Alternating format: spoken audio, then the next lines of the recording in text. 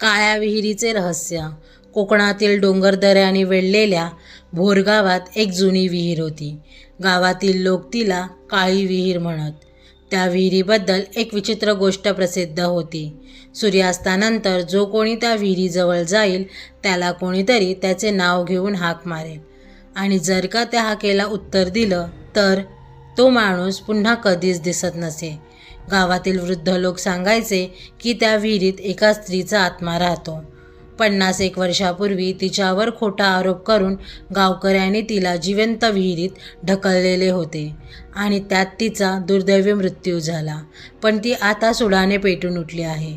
संपूर्ण गावावर तिचा राग आहे. म्हणून कित्येक वर्ष उलटली तिकडे कोणी फिरकलं सुद्धा नाही. मुंबईहून आलेल्या रोहनचा या गोष्टीवर विश्वास नव्हता. तो एक यूट्यूबर होता. त्याच्या चॅनलवर भूतांच्या जगाचा तो शोध घेत असे. भूत वगैरे काही नसतं, लोकांच्या कल्पना असतात, तो हसत म्हणाला. त्याच्यासोबत त्याचा कॅमेरामॅन विकी आणि मैत्रीण प्रिया होती. आज रात्री आपण काळ्या विहिरीवर शूट करणार आहोत. गावातील सरपंचांनी त्यांना थांबवण्याचा प्रयत्न केला. बाळा, रात्री तिथे जाऊ नका. का? रोहनने विचारले. कारण तिथे काहीतरी आहे जे अमानवीय आहे. रोहन हसला. मग तर व्हिडिओ अजूनच व्हायरल होईल. रात्री 11 वाजता तिघेही विहिरीजवळ पोहोचले. चंद्र ढगामागे लपला होता. आजूबाजूला काळोख पसरला होता. फक्त कॅमेऱ्याच्या लाईटमुळे थोडासा उजेड दिसत होता.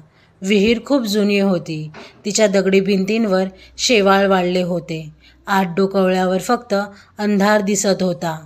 मित्रांनो, रोहन कॅमेऱ्यासमोर बोलू लागला.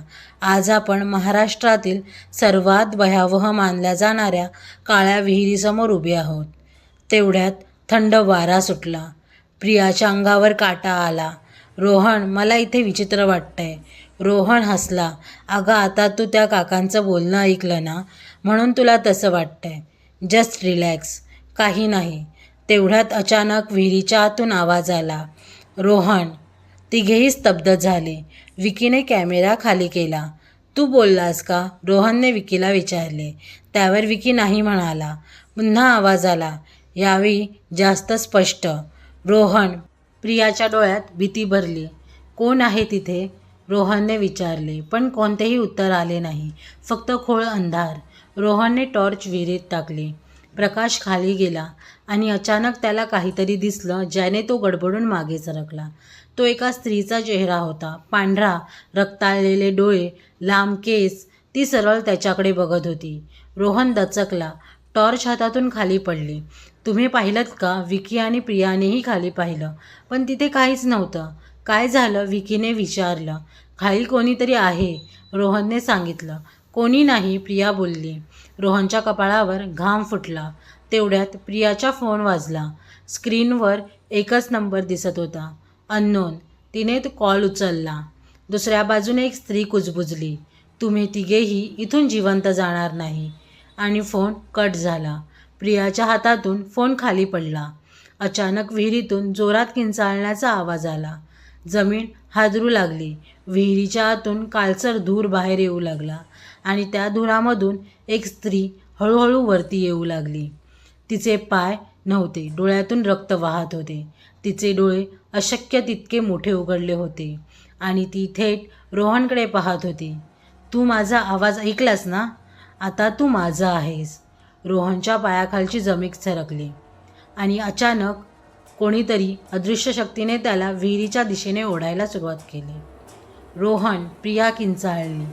विकीने त्याचा हात पकडला, पण जणू 10 माणसांची ताकद रोहनला ओढत होती. रोहनच्या पायाखालील माती सरकत होती. त्याचे नख जमिनीत रुतले होते, पण उपयोग होत नव्हता. विहिरीतून ती भयानक स्त्री हसत होती. तो आवाज एका माणसाचा नव्हता, जणू शेकडो लोक एकाच वेळी हसत होते. अचानक रोहनच्या गळ्यातील चांदीचा ओमचं लॉकेट चमकू लागलं आणि तेथून एक तेजस्वी प्रकाश निर्माण झाला. त्या प्रकाशाने ती स्त्री मागे फेकली गेली. क्षणात ओढ थांबली. रोहन जमिनीवर कोसळला. आपण इथून निघूया, प्रिया रडत म्हणाली. यावेळी रोहनही घाबरला होता. त्याने जे पाहिलं होतं ते कल्पना नव्हती. कॅमेऱ्यात सर्व रेकॉर्ड झाले होते. तिघेही धावत गावाकडे निघाले. पण काहीतरी विचित्र घडत होतं. ते 15 मिनटं चालत होते तरी गाव दिसत नव्हतं. रस्ता संपत नव्हता. आपण हरवलो आहोत का? विकी घाबरत म्हणाला. रोहनने मोबाईल काढला.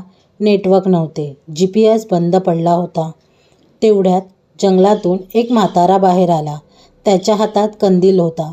डोळे खोल गेलेले, संपूर्ण चेहरा सुरकुत्याने भरलेला. तुम्ही विहिरीकडे गेला होता? त्याने विचारले. तिघेही थबकले. हो, रोहनने उत्तर दिले. म्हाताऱ्याच्या चेहऱ्यावर भीती उमटली. मग वेळ कमी आहे म्हणजे? विकीने विचारलं. ती जागी झाली आहे. म्हाताऱ्याने स्वतःची ओळख सांगितली. त्याचे नाव गणपत होते. तो गावातील सर्वात वृद्ध माणूस होता. त्याने त्यांना आपल्या झोपडीत नेले. झोपडीच्या भिंतींवर विचित्र चिन्हे काढलेली होती. लिंबू, मिरच्या, राख आणि ताईत जागोजागी लटकवलेले होते. हे सगळं कशासाठी? रोहनने विचारलं. गणपत काही क्षण शांत राहिला. नंतर म्हणाला, कारण ती अजूनही मला शोधते. गणपतने एक जुनी पेटी उघडली. त्यातून एक काळा पांढरा फोटो काढला. फोटोत एक सुंदर तरुणी होती. मोठे डोळे, लांब केस. तिचं नाव होतं सावित्री. हीच ती स्त्री आहे. रोहनचे हृदय धडधडू लागले.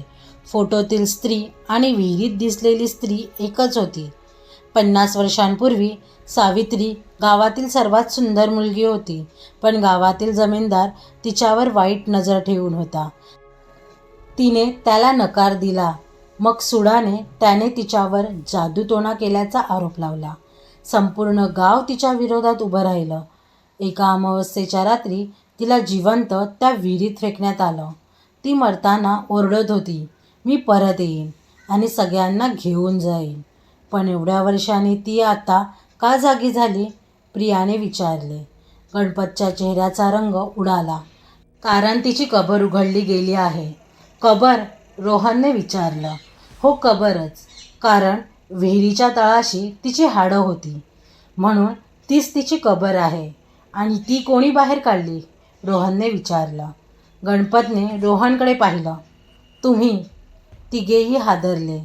आम्ही? ते कसं? काल तुम्ही जे काही वापरून विहिरीचा फोटो काढत होतात ना, त्यांना समजलं ते ड्रोनबद्दल बोलतायत. म्हणून रोहनने मान हलवली.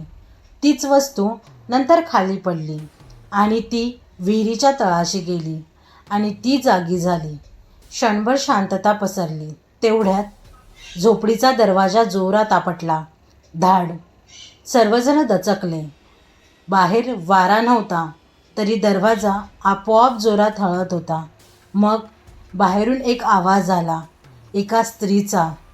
गणपता! म्हाताऱ्याचा चेहरा पांढरा पडला. ती आली. पुन्हा आवाज आला. यावेळी अधिक जवळून. गणपता, मला आत येऊ दे. प्रिया थरथर कापू लागली. रोहनने खिडकीतून बाहेर पाहिलं आणि त्याचा श्वास अडकला. झोपडीपासून काही फुटांवर ती उभी होती. लांब केस चेहऱ्यावर पसरलेले, हातपाय उलटे वाकलेले, डोळ्यातून रक्त वाहत होतं. आणि तिच्या मागे 10-12 सावळ्या उभ्या होत्या, ज्या कदाचित त्या लोकांच्या होत्या जे वर्षानुवर्ष काळ्या विहिरीत गायब झाले होते. सावित्रीने हळूहळू मान वर केली आणि थेट रोहनकडे पाहिलं. तिच्या ओठांवर एक भयानक हास्य उमटलं.